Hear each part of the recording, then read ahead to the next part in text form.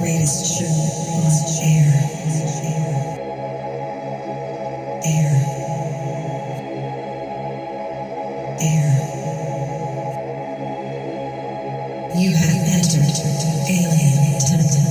I woke up in the dark. I woke up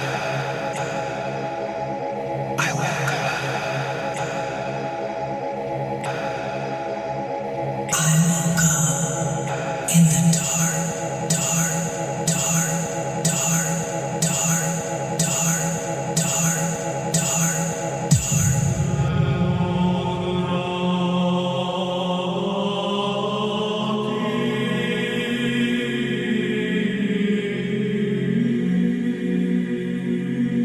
Welcome to the alien temple, the greatest show, You have entered alien temple. Good evening, and welcome to the Alien Temple Show. Tonight, I'm going to repeat last week's show, but I'm going to say a few more news stories. So tonight's show is going to be completely all about Nigeria. It won't be half of the show or 2/3 of the show. It'll be all about Nigeria from start to finish.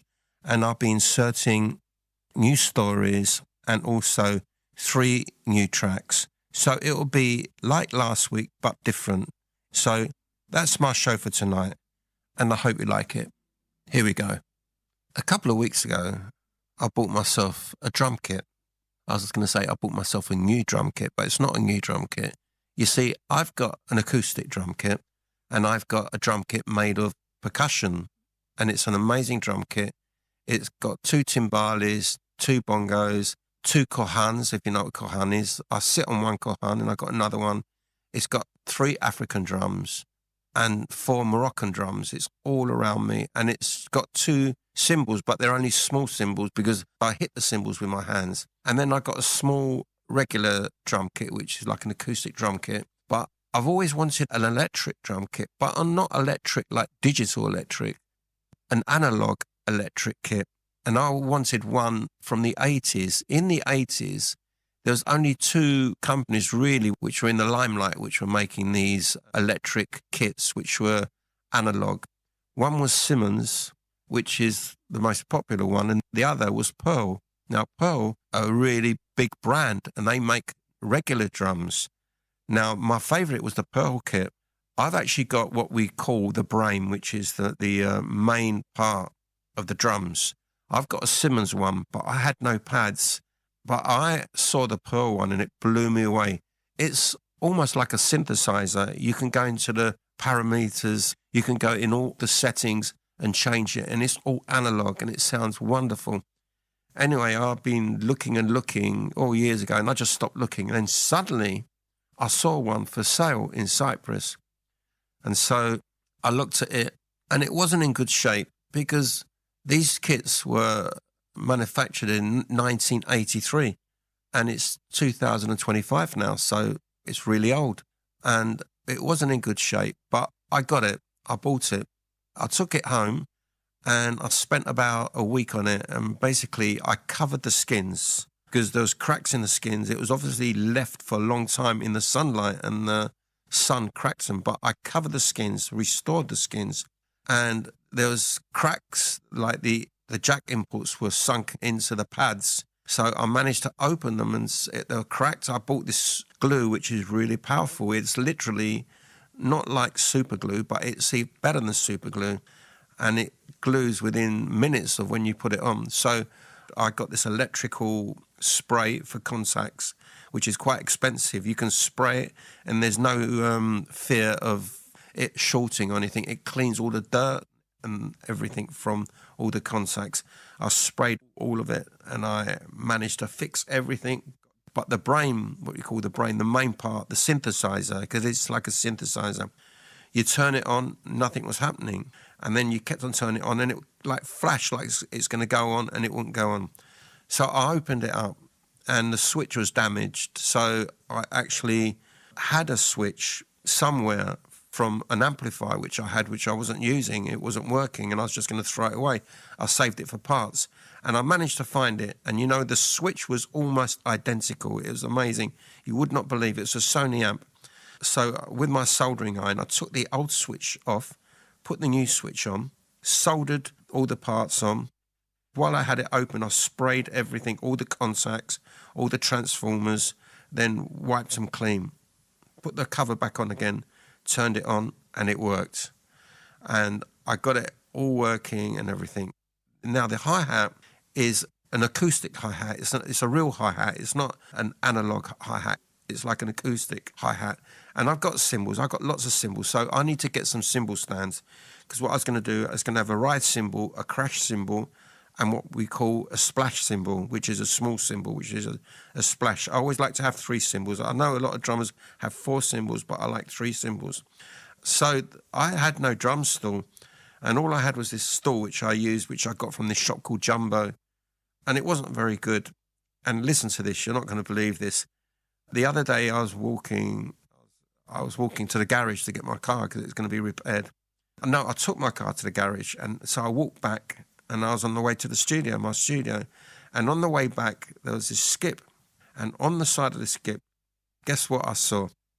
A drum stool. And I'm not joking. Now, there's 2 types of drum stools. There's a drum stool, and you tighten it with this screw thing, and you adjust it. And there's the more expensive ones, which are hydraulic. So it's got a lever on the side, and you adjust it. And the seat's bigger and more cushioned. And that's what it was. It was the most expensive ones. Now, the Yamaha ones or the Tama ones, you can pay up to $250 for a drum stool, good one. And this one is better than all of them. Okay, it was left outside for a long time. It's got a little bit of rust here and there, but it's immaculate, absolutely immaculate. So I got myself a drum stool.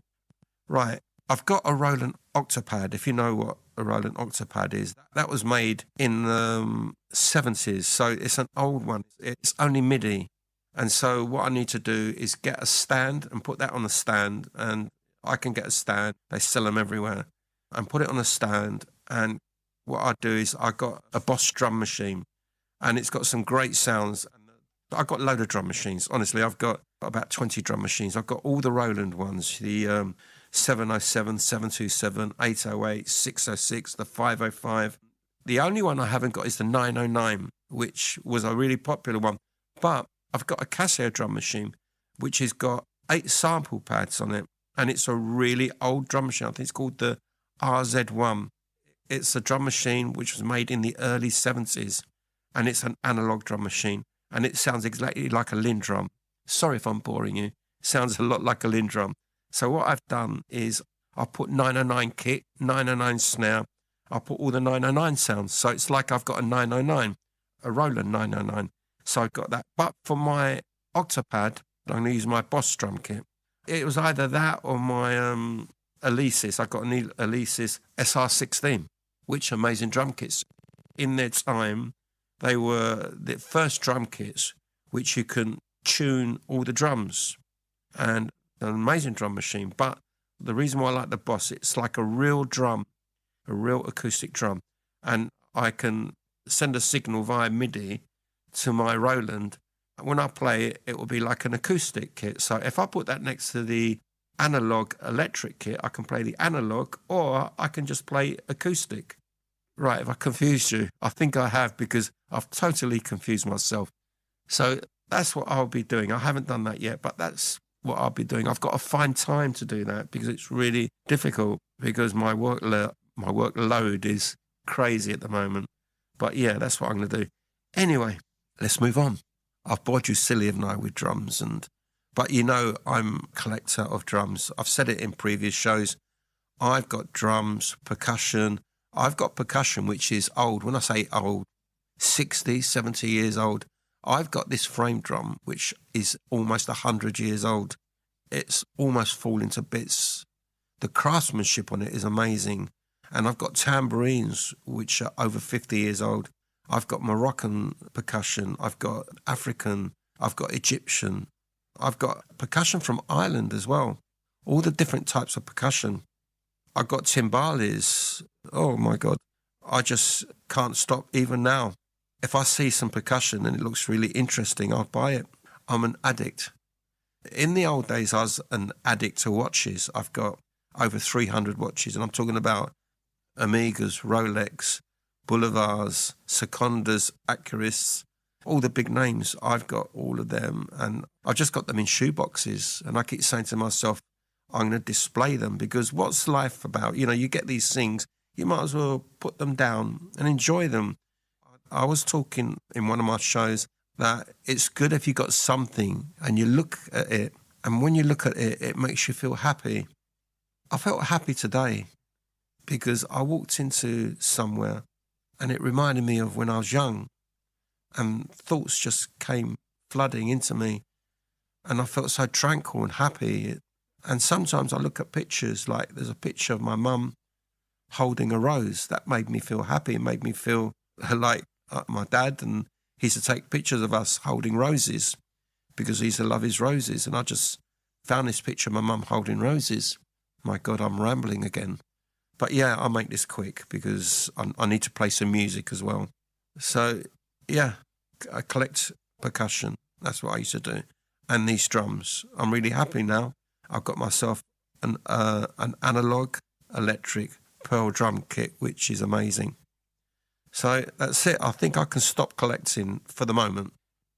I was having one of them sessions all last week of looking into my old hard drives. Now, when I throw my computers away, when they're really, really old, I take the hard drives out. And a lot of my computers, the hard drives were IDE. If anyone knows anything about computers, that they will know that IDE hard drives are the really old hard drives. And a lot of them, they're so old, maybe some of them won't work. But I've got an IDE to SATA converter, if you know what that means. And it converts the data into modern time format so you can listen back to it on an external drive. It's like a case and you put the hard drive in. Anyway, I was going through lots of different tracks. Now, I found this track. I think it was a really old track. I don't know how old. I think it was done in 1989. Originally, it was done in 1987. And then I did it again in 1989. And then I did it again in 1991, I think. And that was the original demo from the track I did, which went on the Fuse 2 album, which was recorded in 1993, I think, somewhere around there, or maybe in 1994, somewhere around there. So I think that I've got the demo of it, and I don't even think it's a demo. I think it was done like mastered, but in that time the technology wasn't as good as it is now. But still, I like it, and I think it can stand up to any dance track. It really can, and it was done on an Atari 1040 ST, which isn't a PC. It's an Atari computer, which is very basic, and there's no modern equipment. I mean, you have to do everything by, oh God, I don't even want to go there. It's really takes ages because there's no rendering. When you save something, you save in real time, and it's really complicated, and I don't want to go through it now. But yeah, it was the old primitive method. But a lot of good dance tracks were recorded then. I mean, my favorite dance tracks, you know, like especially the kind of vocal trancey tracks were recorded then in the 90s, and they still stand up. So I think this one still stands up. So what I'm going to do is I'm going to play it, and it's 6 minutes long, which is okay.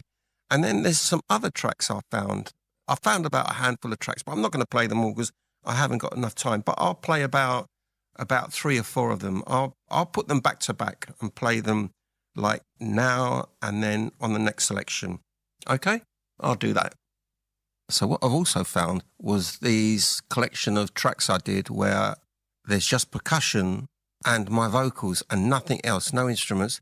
So half the percussion is done with my vocals, and it's done in that kind of African style because, as I said before, when I came back from Nigeria, I was in that mode for a long time, and that's all I wanted to do. So I did a lot of tracks, and I've lost a lot of them tracks on computers which have gone down, but I've managed to retrieve them from the hard disks that I've taken from the old computers, because I never throw the hard disks away.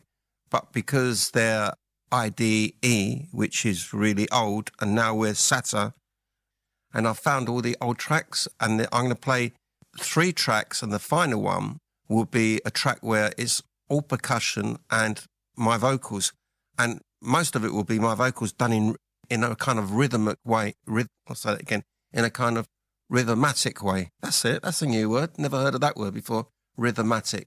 In a kind of rhythmatic. Yeah, rhythmatic. Okay. In a kind of rhythmatic way with the percussion underneath. And of course, there's going to be a kick drum going, not right from the start, only sort of intermittently. So yeah, I'll be doing that. So that will be coming up as the next selection. So I hope you like it. Okay. Here we go with this selection now.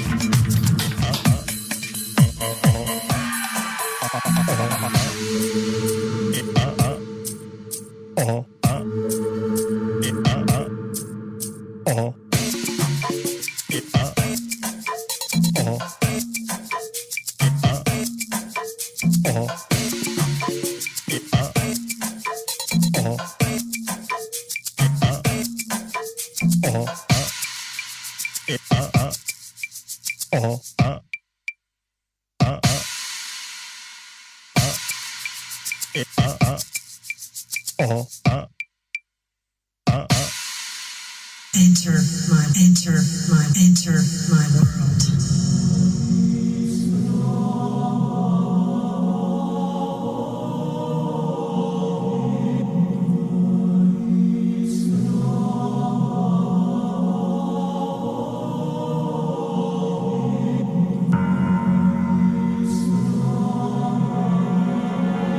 Welcome to the Alien Temple.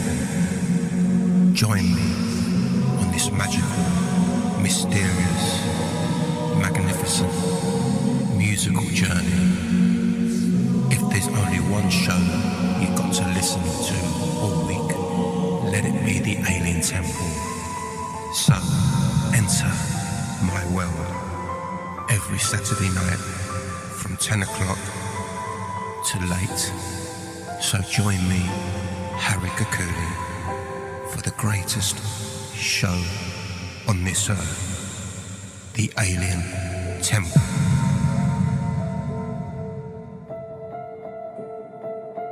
Let your imagination run wild.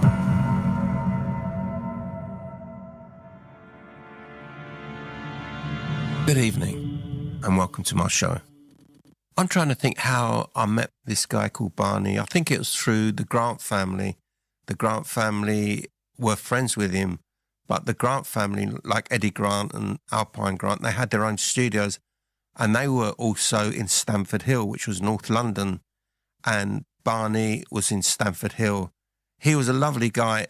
In the daytime, he was a banker, and he was really good. Like, he'll be in the studio, like engineering or producing, and then suddenly the phone will go off and he'll be giving people bank details and everything, or he'll just say, hold on a second, and he'll take the phone outside, because at that time we didn't have mobile phones. He'll take the phone outside and you can see him with a little notepad and stuff like that.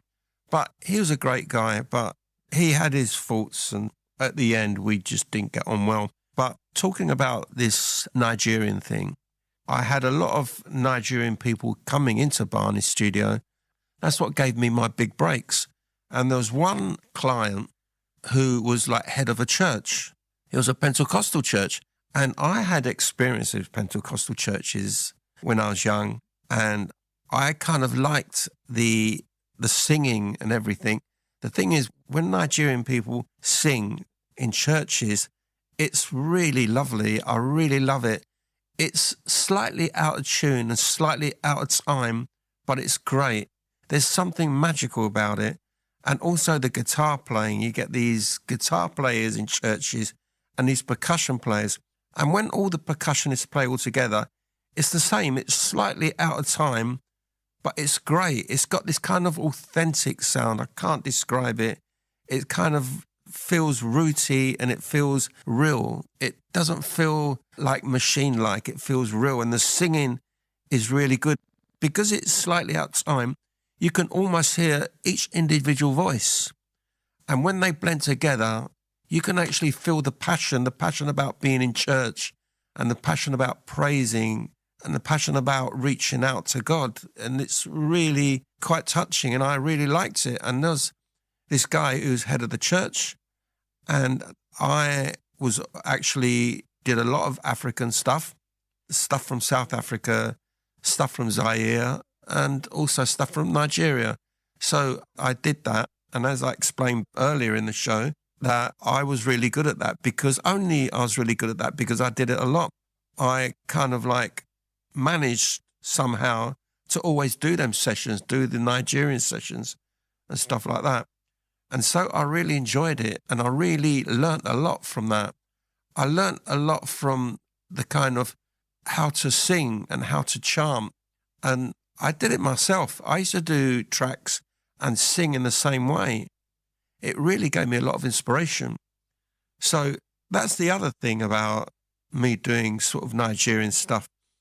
And the thing is, even as I said about the percussion, a lot of it wasn't expensive percussion. It was just like basic percussion, but the way it was played, it sounded really classy, although it wasn't quite in time, but it had really good tones. And that's what I liked about it. I liked the percussion, the singing, which was magical. And I liked the guitar playing. It had this, like, in Nigeria, there's this type of music, we call it juju. And it's kind of got this great guitar feel. And there's no other music which is like it. And it's such a good driving force. The guitar is such a great driving force. And also the bass. The way the bass is played, it's like played on the offbeat. No, sorry, it's played on the onbeat. And it really is a good, I don't know how to describe it really, but the bass complements the guitar. And they're the two instruments. In juju, the guitar is the main thing and the bass is the main thing.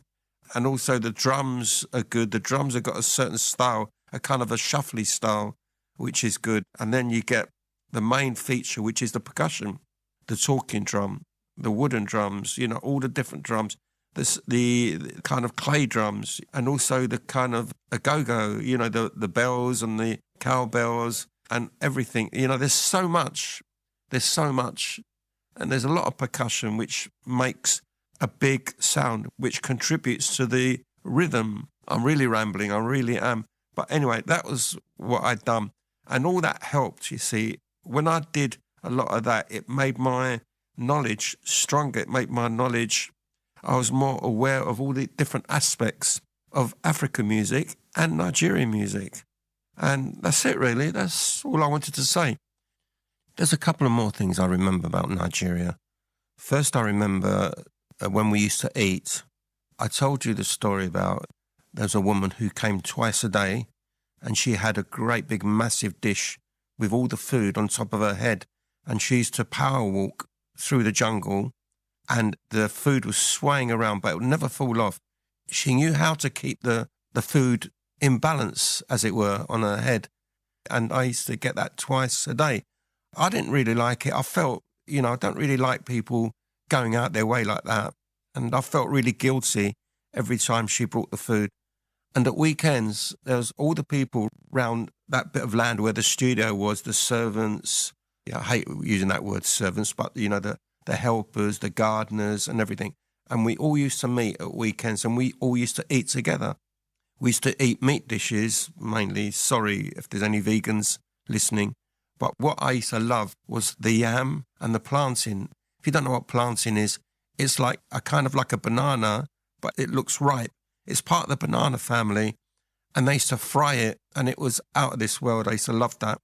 And the plantain, which was amazing.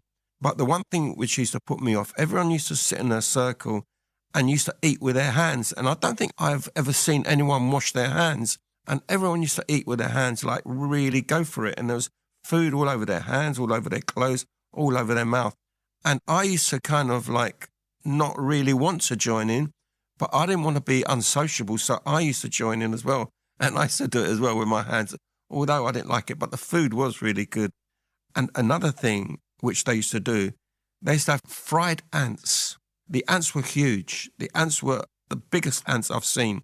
And I used to really look at them and think, how can you eat that? But they used to tell me, no, these ants, all they eat is yam.